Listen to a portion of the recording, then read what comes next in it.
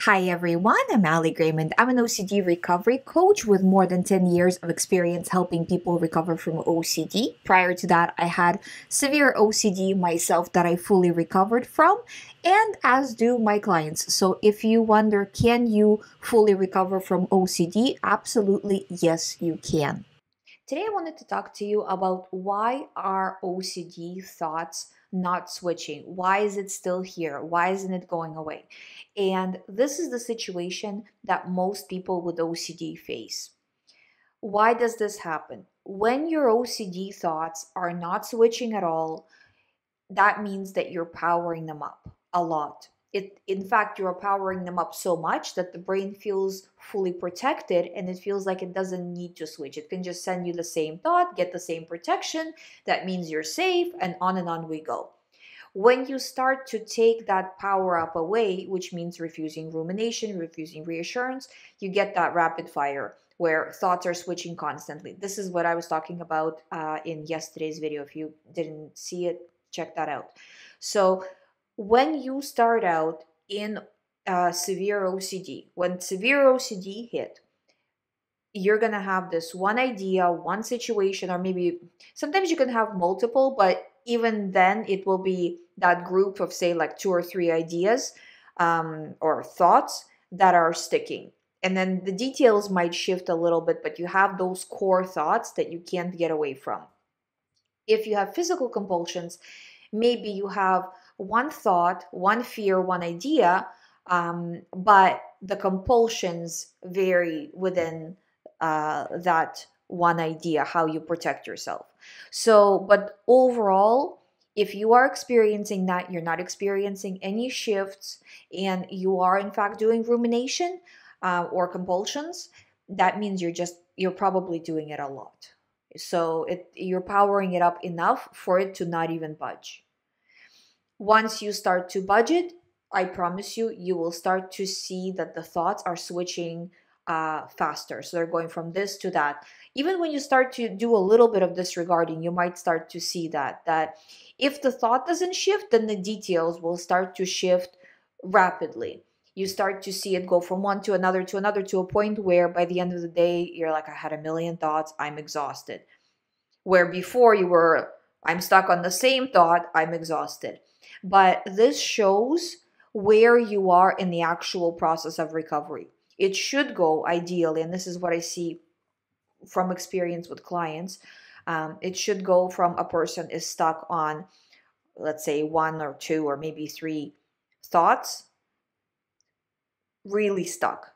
Then, as the person starts to do recovery work, thoughts start to shift, ideas start to shift. What about this? What about that? It starts to kind of jump everywhere to try to get that power up. The person is still not buying into it, they're staying strong.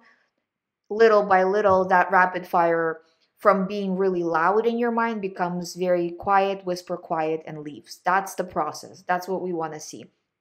And we discussed it yesterday in the video. Also, towards the end of the recovery, when you start to really disregard, you might get dreams where OCD is trying to bring you the thought in the dream. Again, normal. But yes, if you have one thought, you're stuck, really look at how much you're powering it up. Include everything where you think you might be powering it up. When I start to talk to clients, I always ask, are you talking to family members about it? Are you talking to friends about it? Are you ruminating with your psychiatrist? Are you just ruminating in your mind? Are you seeking rumination through seeking reassurance through forms? Are you doing physical compulsions? Are you doing avoidance?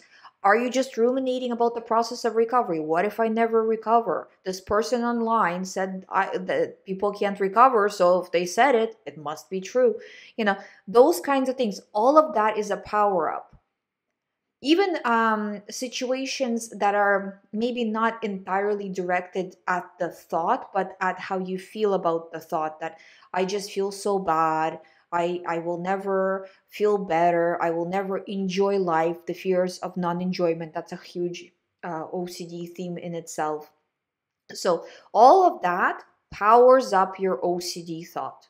And avoidance is a big one, because a lot of times people won't feel like, well, I don't do reassurance, I don't do compulsions, but I'm avoiding everything, right? So that's very, very common as well. So you have to be very honest with yourself. Literally write it out on a list. Where am I seeking reassurance? How am I powering this up?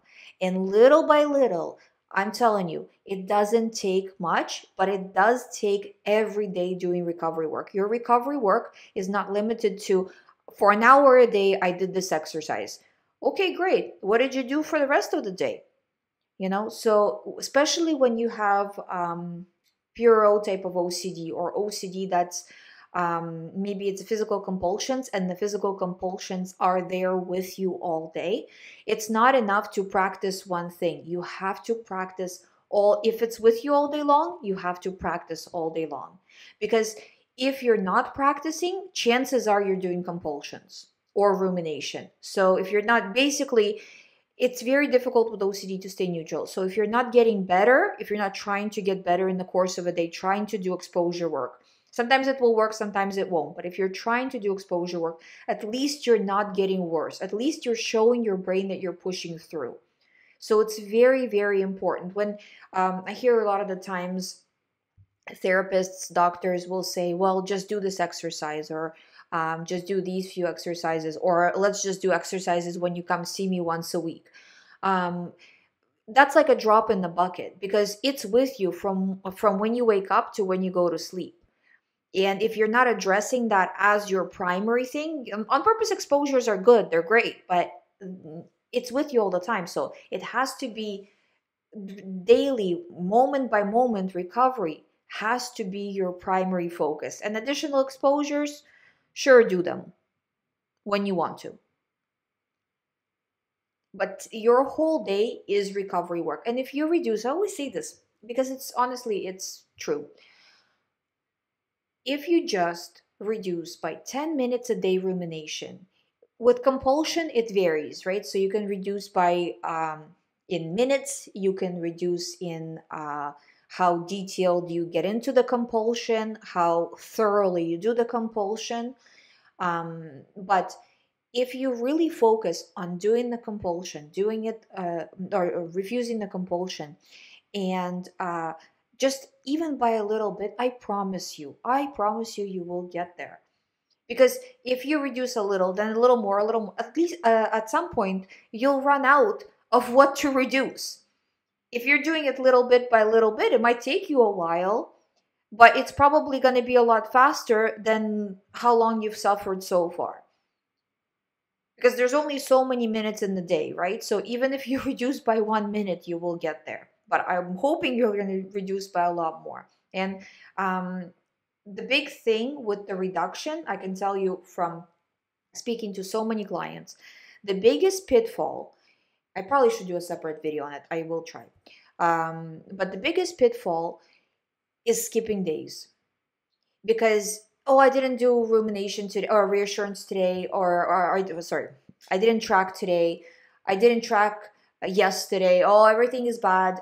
I always give this little anecdote where this is just human behavior, right? Where clients come to me, they start to do recovery work, they start to track the time, they feel better. They tell me, Ali, I am fully healed. I don't need to track anymore. Like, okay. Usually they might back this up with, and I'm really busy at work. I have a lot of things going on. And I think to myself, I'm like, plus stress. And I'm like, you should probably track the time. No, I am fully healed. A few days go by. Person will say, that's it. It's all over. I will never recover. Are you tracking now? No, there's no point. It's all over. They start to track again. Ali, I'm fully healed again. So the moral of the story is track when you have a good day, track when you have a bad day, and track not as a way of logging, but as a way of reducing. Because if you track only as a way of logging, you will never get there. You're just logging information. That's all. a comparison I give for recovery is a diet. If you're on a diet and you're just, I'm just on a diet, we're all just on a diet forever. But if you say, okay, I'm focused, I have a goal, I'm going to do this, I'm going to eat this many calories, you're on it. Then you actually have, how will you fail? If you're tracking, if you're accountable, how will you fail, right? It's the same idea here. And if you skip days, you know what happens when you skip days on a diet. Same thing as it happens with OCD. You crash and burn. So try to look at it this way, that this is my priority. The rest of your life, the quality of your life, the quality of the life of people around you, it all depends on your recovery. This is the priority.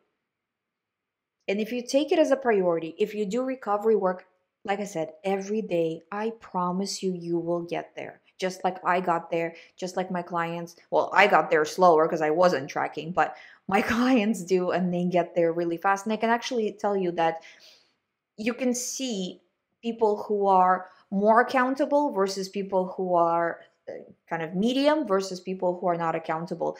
You could literally see the speed of recovery shift.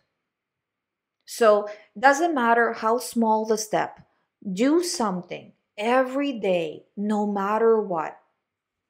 I hope you find my videos helpful. Subscribe if you haven't. If you'd like to do one-on-one recovery program with me, all the information is on youhaveocd.com. Thank you for watching. I'll see you tomorrow.